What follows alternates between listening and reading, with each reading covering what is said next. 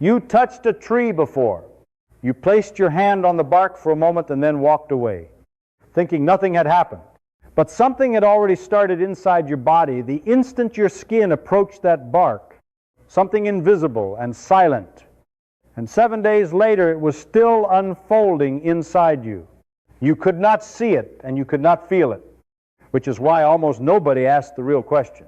What exactly is a tree doing to the human body without medicine, without chemicals, simply through proximity? The answer is not mystical. It is physics. But to understand it, you must begin with a strange truth about reality. Look at your hands. Think about everything you touched today. A door handle, a phone. A coupe. It feels obvious that your skin contacted those objects. Yet physics says something different. You have never truly touched anything in your life. Not once. Electron clouds around atoms repel each other, leaving a tiny gap that never closes. When your hand rests on a tree, your skin never actually meets the bark, yet something still crosses that invisible space. You have touched thousands of things today. A door handle, a cup of coffee, the screen of your phone, the fabric of your clothes, the surface of a table. It feels obvious that your skin made contact with those objects. Your brain registers pressure, texture, temperature, and it tells you a simple story. You touched something. But physics tells a very different story.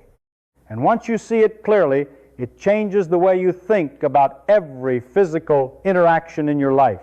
At the scale of atoms, solid objects do not behave the way your senses imagine them.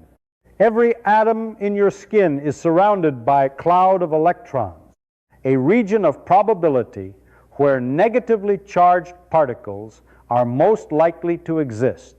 Every atom in the objects around you has the same structure, a dense nucleus surrounded by its own electron cloud. When your hand approaches a surface, those clouds approach each other long before the atomic nuclei could ever meet. And electrons do not like sharing space. They repel one another through the electromagnetic force, one of the four fundamental forces of the universe. The moment those electron clouds begin to overlap, the repulsion becomes extremely strong. The closer they get, the stronger the force pushing them apart. What you feel as the sensation of touch is not the merging of two materials. It is the resistance of those electron clouds refusing to occupy the same space. There is always a microscopic gap, an invisible distance maintained by electromagnetic repulsion. Your nerves detect the pressure created by that repulsion, and your brain interprets it as contact.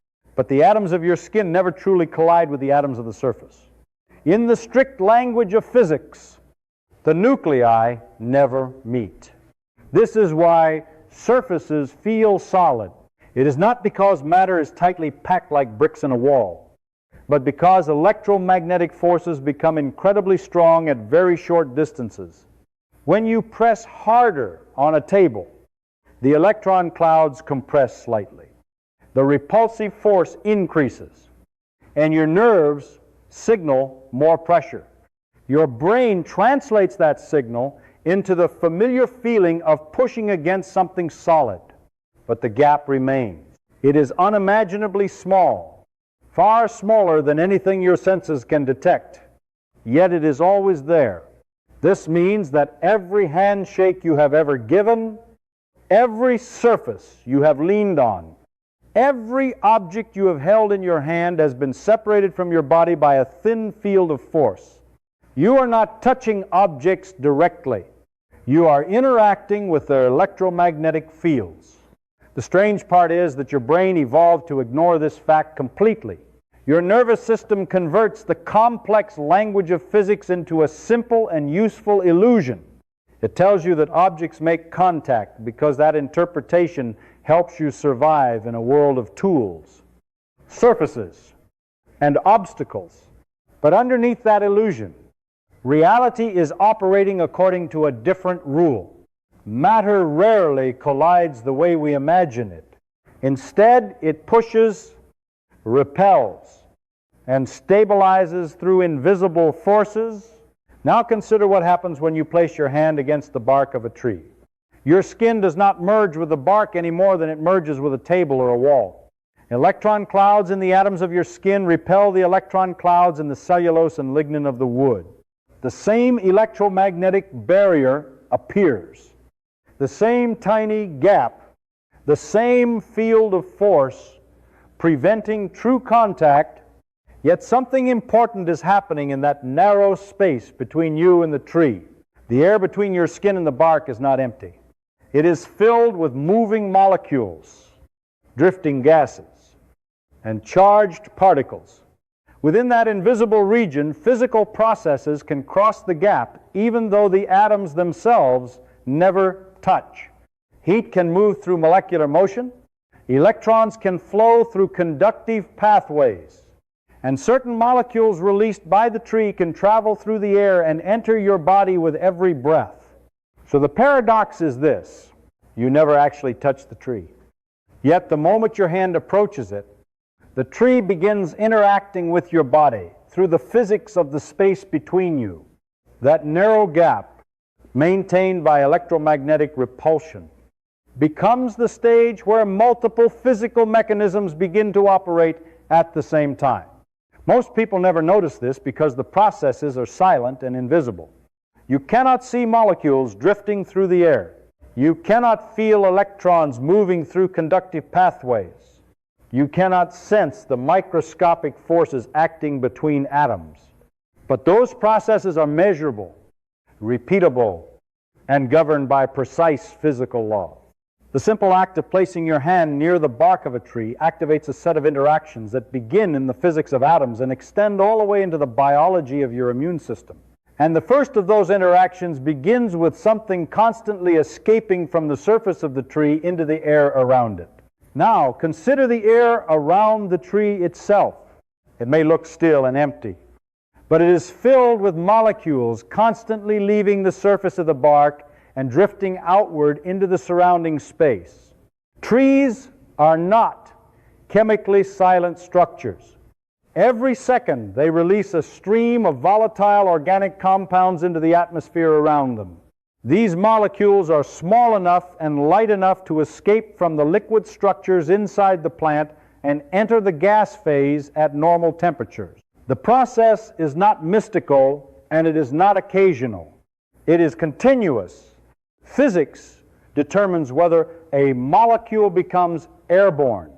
If its molecular mass is low enough and its vapor pressure is high enough, the forces holding the molecules together become weak compared to the energy of thermal motion in the air.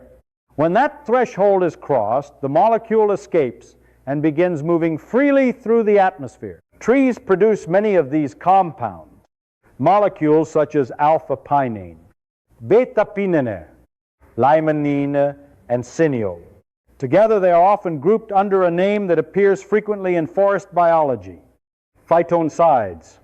The word was introduced in 1928 by the Russian biologist Boris Tokin. It literally means exterminated by the plant. These chemicals were not created to comfort humans or produce pleasant forest scents. They are part of the tree's defense system. Trees release them to suppress bacteria, fungi, and insects that threaten their survival. In other words, the tree is constantly conducting a quiet form of chemical warfare against microscopic life in its environment. Once these molecules enter the air, they obey the same physical rules that govern every gas on Earth. One of the most fundamental is diffusion. Gas molecules move randomly, but statistically they travel from regions of higher concentration toward regions of lower concentration. This creates a gradient spreading outward from the source. The surface of the bark is the point of highest concentration. As the molecules disperse, they form an expanding cloud that becomes gradually thinner with distance. The forest around the tree becomes a diffusion field. In a dense forest, this field overlaps from thousands of trees at once. Measurements in pine forests show that a single hectare of trees can release several kilograms of these airborne compounds every day. That means billions of molecules are constantly diffusing outward through the air around the trunks and leaves. The effect of this chemical diffusion is measurable in the environment itself. Air samples taken deep inside forests consistently show far fewer airborne bacteria compared with city air. In many forest environments, the bacterial concentration may drop to only a few hundred cells per cubic meter of air. While urban environments can contain several thousand, the airborne molecules released by trees act as antimicrobial agents that reduce the survival of microorganisms in the air around them. In a very literal sense, the forest is creating a cleaner atmospheric environment around itself. When you stand next to a tree, you are standing inside this diffusion cloud whether you realize it or not. When you move closer to the trunk, the concentration increases because you are approaching the source of the molecule. And when you place your hand near the bark, you are entering the region where those molecules are most concentrated in the surrounding air. Your lungs are constantly drawing air inward with each breath. At rest, the average person inhales roughly 6 to 8 liters of air every minute. Every one of those breaths carries the molecules drifting through the forest air into your respiratory system. Inside your lungs, the air reaches millions of tiny sacs called alveoli. The walls of these sacs are extremely thin, designed to allow gases and small molecules to cross into the bloodstream. Oxygen crosses this barrier every second to supply your cells with energy. But other airborne molecules can cross as well if they are small enough and chemically compatible with the biological membrane. The compounds released by trees fall within that range. They pass through the alveolar membrane and enter the circulation of your body. Once there, they begin interacting with the biological systems that regulate immunity and stress. In 2009, researchers led by Dr. Ching Li at Nippon Medical School in Tokyo conducted a series of controlled studies to observe what happens when humans are exposed to these forest molecules. Participants spent time in forest environments where concentrations of phytoncides were high. Blood samples taken afterward revealed measurable changes in immune activity. A specific group of immune cells, known as natural killer cells, showed a significant increase in activity. These cells are responsible for identifying virus-infected cells and tumor cells and destroying them. The most striking part of the result was the duration. The increased activity of natural killer cells did not disappear after a few hours. It persisted for more than 7 days after a single exposure to forest air. When exposure lasted 2 or 3 days, the elevated immune activity remained for nearly a month. At the same time, the researchers measured stress hormones in urine samples and observed reductions in adrenaline and noradrenaline. The biochemical markers of the body's fight-or-flight response decreased in the presence of the forest environment. What makes this result remarkable is that the mechanism is simple and entirely physical. Molecules released by trees enter the air. Diffusion spreads them through the surrounding atmosphere. Breathing carries them into the lungs. The molecules cross into the bloodstream and interact with the immune system. No belief is required for the process to occur. It is governed by the same physics that moves oxygen into your blood every time you breathe. And all of it begins with invisible molecules drifting quietly away from the bark of a tree. While molecules drifting through the air explain one part of the interaction between your body and a tree, there's another process occurring at the same time that has nothing to do with chemistry and everything to do with electricity. A tree is not just a biological structure. It is also an electrical conductor connected directly to the surface of the earth. Its roots penetrate the soil and remain in constant contact with the ground, which carries a measurable electrical charge. The planet itself functions as part of a global electrical circuit. At any given moment, roughly 2,000 thunderstorms are active somewhere on Earth, constantly transferring electrical charge between the atmosphere and the ground. These storms maintain a persistent negative charge across the surface of the planet. The soil beneath your feet is not electrically neutral. It contains a vast reservoir of mobile electrons distributed through minerals, water, and conductive pathways in the ground. When a conductive object touches the earth, electrons can move through that object and equalize electrical potential. A tree is part of that conductive pathway. Water within the trunk, dissolved ions in the sap, and the internal structure of plant tissue allow charge to move through the tree from its roots to the outer bark. When your skin comes into contact with the bark of a grounded tree, a connection forms between your body and that electrical system. Human skin is not a perfect conductor, but it is conductive enough, especially when slightly moist, for electrons to move across the surface and into the tissues beneath. The moment that contact occurs, electrons can flow from the earth through the tree and into your body until the electrical potential between the two systems stabilizes. This process is often described as grounding. It is not mystical. It is a simple transfer of charge between conductive bodies connected through a pathway. The interesting question is what that transfer of charge does once it enters the body. Human blood contains millions of red blood cells circulating through narrow vessels and capillaries. Each of those cells carries an electrical charge on its outer surface. This charge is known as the zeta potential. The magnitude of that charge determines how strongly the cells repel one another as they move through the bloodstream. When the charge is high, red blood cells push away from each other and remain evenly distributed in the plasma. When the charge decreases, the cells begin to clump together, forming stacks that resemble coins. This clumping increases the viscosity of the blood and makes circulation more difficult through the smallest vessels. In 2013, researchers studying electrical grounding observed that direct contact with the Earth's electrical potential could increase the zeta potential of red blood cells when participants were electrically connected to the ground. Measurements showed that their red blood cells repelled one another more strongly and separated more easily within the blood plasma. The result was a measurable decrease in blood viscosity. The mechanism was not chemical, it was electrical. Electrons entering the body altered the surface charge of the cells circulating through the bloodstream. The tree in this case functions as a natural conductive bridge between your body and the electrical reservoir of the earth beneath it. At the same time, another effect is quietly influencing your nervous system through a completely different branch of physics. This third mechanism has nothing to do with molecules or electrons.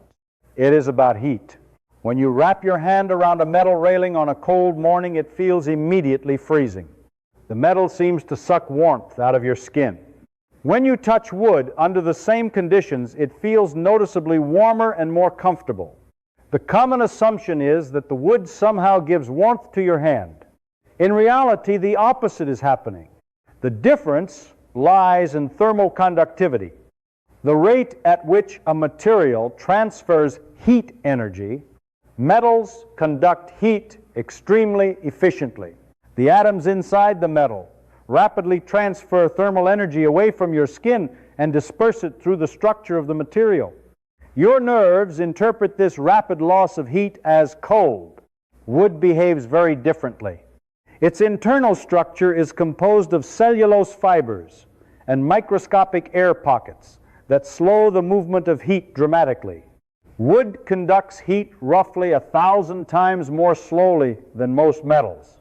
When you place your hand against a tree trunk, the wood does not quickly pull heat away from your skin. Your body retains its warmth. The temperature of your skin remains relatively stable. Your nervous system cannot easily distinguish between an object that actively provides heat and an object that simply fails to remove it. As a result, your brain interprets the stable warmth as comfort, as if the tree itself were giving you something. But the tree is not providing warmth. It is simply not stealing it. Your nervous system transforms that physical difference in conductivity into a subjective experience of calm and warmth. So 3 different mechanisms are operating simultaneously in the narrow space between your skin and the bark of a tree. Molecules diffuse through the air and enter your body through breathing. Electrons travel through a conductive pathway from the earth into your tissues. And the thermal properties of wood shape the signals your nervous system interprets as comfort. None of these processes require belief or intention. They emerge directly from the laws of physics governing matter, electricity, and heat, and all of them are already happening long before you stop to think about the tree itself. Now shift your attention away from what the tree does to your body and consider the tree itself. Think about what it actually is. A mature oak tree can weigh several tons. A large forest tree may contain thousands of kilograms of solid material in its trunk, end branch, and roots. According to one of the oldest and most reliable principles in physics, conservation of mass, that material had to come from somewhere. Matter cannot appear from nothing. Every atom in that tree existed before the tree itself existed. So the question becomes simple and surprisingly difficult at the same time. Where did all that mass come from? The obvious answer most people imagine is the soil. The roots grow into the ground, absorb nutrients and minerals, and the tree slowly builds its body from the material beneath it. That explanation feels intuitive. But in the 17th century, a scientist decided to test that assumption with unusual patience and precision. His name was Jan Baptista van Helmont. In 1648, he designed an experiment that would become one of the most elegant demonstrations in early biology. Van Helmont took a large clay pot and filled it with 200 pounds of dry soil that he'd carefully weighed beforehand. Into that soil, he planted a small willow sapling weighing about 5 pounds. To prevent outside contamination, he covered the pot with a perforated metal plate so that only water could enter while dust and debris were kept out. For the next 5 years, he watered the plant only with rainwater or distilled water and allowed it to grow. At the end of those 5 years, he removed the tree from the pot and weighed everything again with the same careful method. The willow tree had grown dramatically. It now weighed approximately 169 pounds. That meant it had gained more than 160 pounds of solid mass in wood, bark, leaves, and roots. Van Helmont then dried the soil again and weighed it once more. The soil had lost less than 2 ounces of its original weight. In other words, the enormous mass of the tree had not come from the soil. The minerals and nutrients in the ground contributed only a tiny fraction of the tree's total structure. Van Helmont concluded that the additional mass must have come from the water he had added during the experiment. It was a reasonable guess because water was the only substance entering the system over those 5 years. But later discoveries revealed that even this explanation was incomplete. To understand why, consider what wood is actually made of. If you analyze the chemical composition of dry wood, you will find that roughly half of its mass consists of carbon atoms. Carbon forms the structural backbone of cellulose and lignin, the long molecular chains that give wood its strength and rigidity. Water contains hydrogen and oxygen, but no carbon. Soil contains trace minerals such as calcium, potassium, magnesium, phosphorus, and iron. Yet together, these minerals account for only a small percentage of the tree's dry weight. The overwhelming majority of the material forming the trunk and branches is carbon. So where did that carbon come from? The answer was surrounding Van Helmont the entire time he conducted his experiment. It came from the air. Carbon dioxide makes up only a tiny fraction of Earth's atmosphere, roughly 400 parts per million. But it provides the primary source of carbon for every plant on the planet. Through microscopic pores on their leaves, called stomatotrees, draw carbon dioxide from the surrounding air. Inside the leaf, an extraordinary process powered by sunlight begins. Photons from the sun strike chlorophyll molecules and excite electrons to higher energy states. That captured energy flows through a chain of molecular reactions that produce ATP. the universal energy currency of living cells. The energy stored in ATP is then used to break apart the highly stable carbon dioxide molecule. The carbon atom is separated from its oxygen partners and incorporated into a series of reactions known as the Calvin cycle. There, the carbon atoms are assembled into glucose molecules composed of carbon, hydrogen, and oxygen. These glucose molecules become the raw building blocks of the plant. They are linked together into long, repeating chains that form cellulose, the primary structural component of plant cell walls. Additional complex polymers such as lignin reinforce these structures and give wood its remarkable hardness and durability.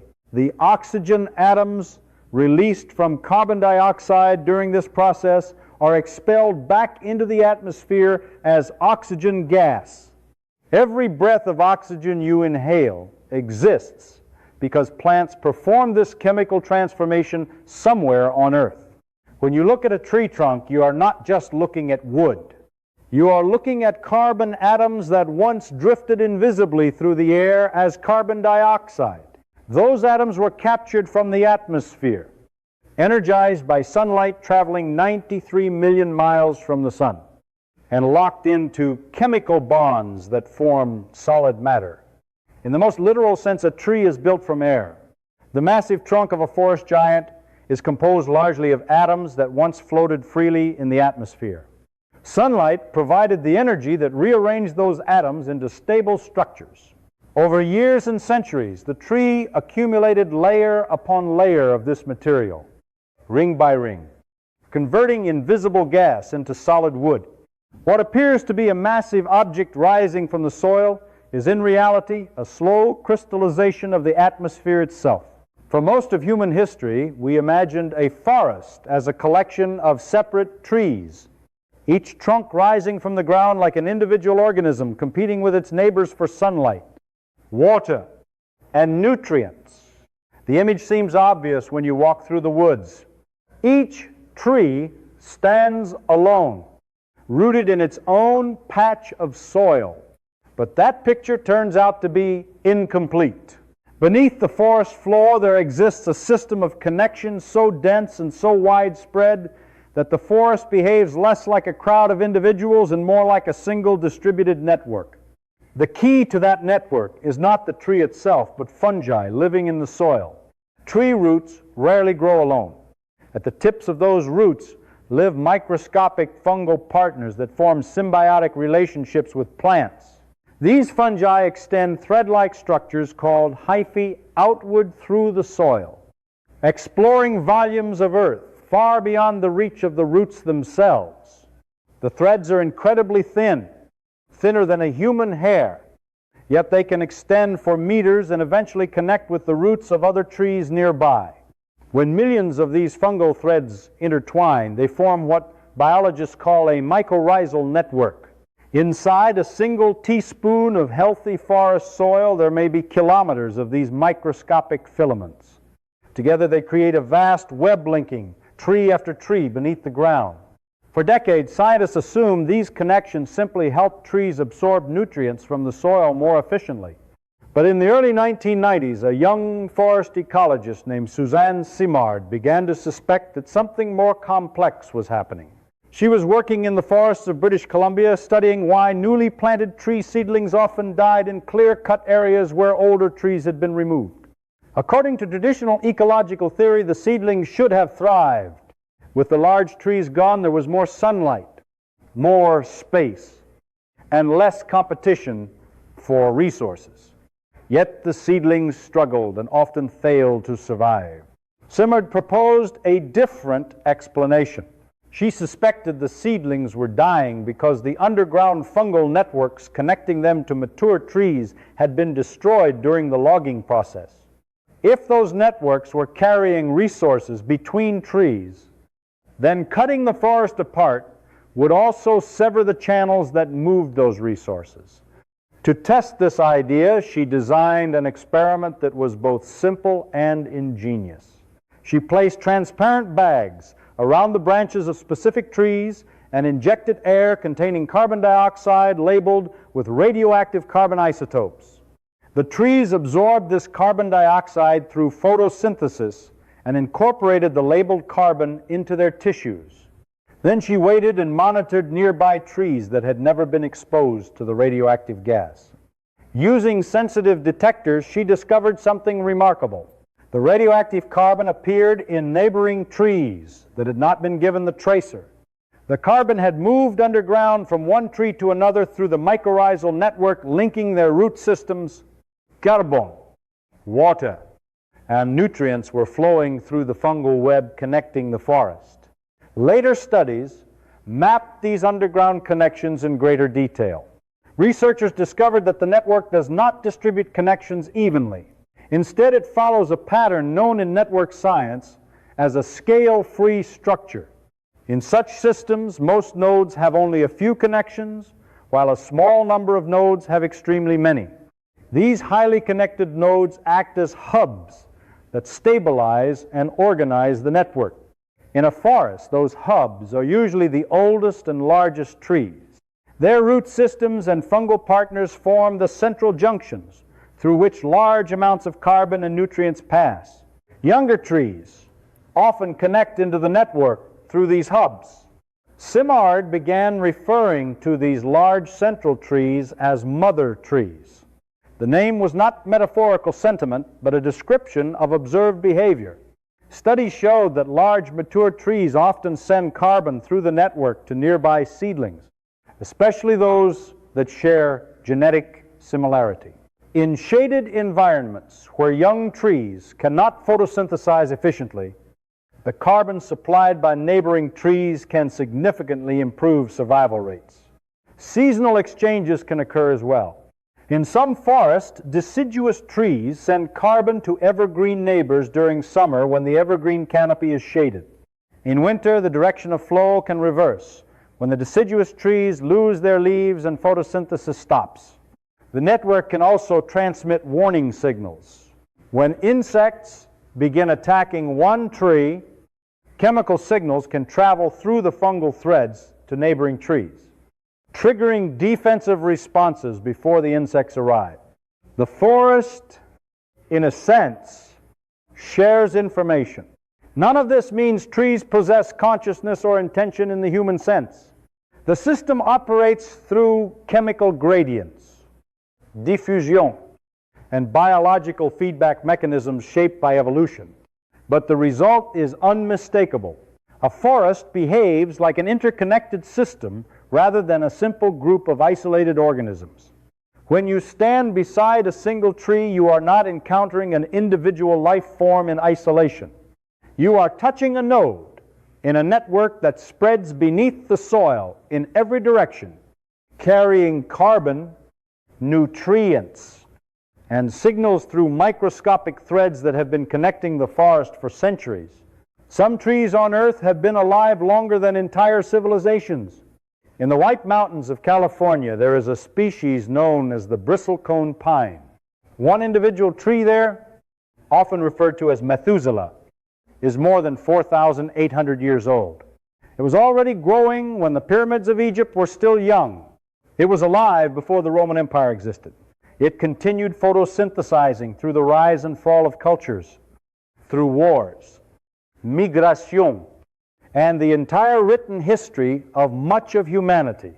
When people first hear numbers like that, the natural question is simple. How can a living organism survive for so long? Every animal ages. Every human body carries a biological clock that slowly moves toward decline.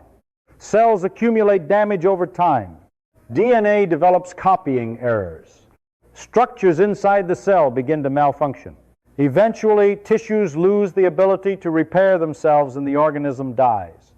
This process is known as biological aging, and it is built into the design of animal life. But trees follow a very different strategy. The key lies in a special type of tissue found in plants called meristematic tissue. These are regions where cells remain capable of continuous division. You can find them at the tips of branches, at the ends of roots. And in a thin layer just beneath the bark known as the cambium, The cambium is responsible for producing new wood toward the inside of the trunk and new bark toward the outside. Every year it adds another thin ring of growth to the tree. As long as the cambium remains alive and functional, the tree can continue generating new tissues indefinitely. The remarkable part is that the cells within these regions do not appear to follow the same aging pattern seen in most animal cells. In animals, the ends of chromosomes are protected by structures called telomeres. Each time a cell divides, those telomeres become slightly shorter. Over time, they reach a critical length and the cell loses its ability to divide properly. This is one of the mechanisms behind aging in animals. But many plants maintain active levels of an enzyme called telomerase within their dividing tissues. Telomerase rebuilds and extends telomeres, effectively resetting that biological clock. Studies examining extremely old trees have found that telomerase activity can remain high even in individuals thousands of years old. The cells in the cambium of these ancient trees show little sign of knowing how old the organism itself is. From the perspective of cellular biology, the tissue is still capable of dividing and producing new growth. This means the tree does not age in the same way animals do. It continues renewing itself layer by layer, ring after ring, year after year. Longevity in trees also comes from the way their bodies are organized. A tree does not rely on a single central organ the way animals rely on a heart or brain. Instead, it is built from repeating modules of branches, leaves, and roots. Damage to one part of the structure does not necessarily destroy the whole organism. A large tree may lose limbs, sections of bark, or even significant portions of its trunk while the rest of the living tissue continues functioning. In the case of bristlecone pines, much of the tree can actually be dead wood, while only a narrow strip of living tissue remains active. The dead wood becomes extremely dense and saturated with resin, protecting the structure from rot and decay. The living cambium may occupy only a thin ribbon winding up the trunk, connecting a small section of roots with a cluster of needles high above the ground. Yet that small living pathway is enough to keep the organism alive. Another factor contributing to extreme longevity is the slow pace of growth. Bristlecone pines grow in harsh mountain environments with poor soil, strong winds, and limited water. These conditions force the tree to grow very slowly, sometimes adding only fractions of a millimeter of wood each year. Slow growth reduces mechanical stress and allows the tree to conserve energy. The needles themselves can remain attached for decades, continuing to photosynthesize year after year without needing to be replaced every season. This reduces the energy cost of producing new foliage. Over centuries, these small advantages accumulate. The tree becomes a structure designed not for speed but for endurance. When you stand beside such a tree, you are looking at a living organism that has been quietly converting sunlight and carbon dioxide into wood for thousands of years without any internal program telling it to stop. Its cells continue dividing. Its cambium continues adding rings. The biological machinery that maintains the organism remains functional across spans of time that exceed the lifetime of entire civilizations. If trees can renew their cells indefinitely and maintain active growth for thousands of years, then a new question appears. Why do they ever die at all? If their biology does not contain the same built-in aging clock that limits animal life, what eventually brings them to an end? The answer is not found inside the cells of the tree. The answer comes from the external rules governing matter, energy, and structure. Trees do not die because their biology fails. They die because physics eventually breaks the structures that biology builds. To understand this, imagine what a tree is mechanically. It is a massive vertical structure made from wood, anchored in soil, supporting thousands of kilograms of weight above the ground. Every branch, every leaf, every layer of the trunk adds mass and increases the forces acting on the structure. One of the first limits comes from wind. Wind force acting on an object increases with the surface area exposed to the moving air. As a tree grows taller, its crown expands and the area catching the wind grows rapidly. During storms, the wind does not simply push on the leaves. It creates a bending force at the base of the trunk, known as a bending moment. The higher the tree grows, the longer the lever arm between the crown and the ground. This means the mechanical stress at the base increases dramatically. A tree twice as tall does not experience twice the stress. The forces grow far more quickly because both height and surface area increase together. Even a healthy tree with perfectly functioning cells can eventually snap when wind loads exceed the strength of the wood fibers holding the trunk together. Another limit emerges from the way trees transport water.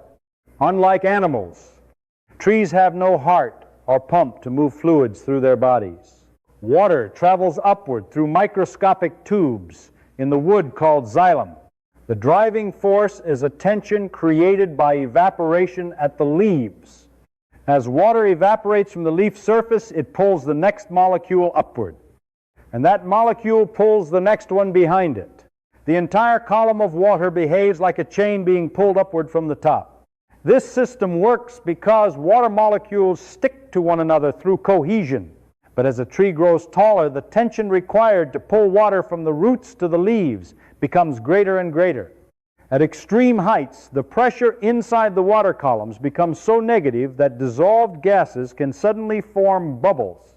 When that happens, the water column breaks, a phenomenon known as cavitation. Once a bubble forms, the continuous chain of water is interrupted, and that transport pathway stops functioning. Large trees have many parallel pathways, but widespread cavitation can eventually reduce the ability of the tree to supply water to its leaves. Height, therefore, introduces a physical ceiling determined by the properties of water itself. The tallest trees on Earth, the coastal redwoods reaching around 115 meters, are already approaching this limit, where the physics of water transport becomes extremely difficult to sustain. There is also a deeper structural constraint known as the square-cube law. When an object grows larger, its volume and mass increase with the cube of its size, while the strength of its supporting structures increases only with the square. For a tree, this means that as height increases, the weight of the trunk and branches grows faster than the cross-sectional strength of the wood supporting them. Each additional ring of growth makes the structure heavier and increases the stress within the trunk. Biology can continue producing new cells, but the geometry of the structure eventually works against it. Gravity pulls on every kilogram of wood that the tree adds to itself. Lightning provides another reminder that the environment does not care how healthy a tree's cells may be. Tall trees are often the highest conductive points in a landscape, making them natural targets for electrical discharge during storms. A single strike can split the trunk or ignite fires within the wood. Fire itself is another physical force capable of destroying centuries of growth in a matter of hours. Drought can interrupt the water transport system. Insects can exploit small structural injuries and open pathways for decay. None of these events occur because the tree has reached a biological expiration date. They occur because the physical world eventually delivers stresses that exceed what the structure can tolerate. In that sense, a tree is a biologically persistent organism living inside an engineering problem that grows more difficult every year. Its cells could continue dividing. Its cambium could keep adding new layers. The machinery of life inside the tree does not know how old the organism is. But gravity, wind, water tension, and fire operate according to physical laws that never stop applying pressure to the structure. Sooner or later, one of those forces wins. When you stand beside a tree, you are looking at a living system balanced between two worlds. Biology pushes the organism to continue growing and renewing itself. Physics quietly counts down the stresses accumulating in the structure. And eventually physics writes the final line of the story.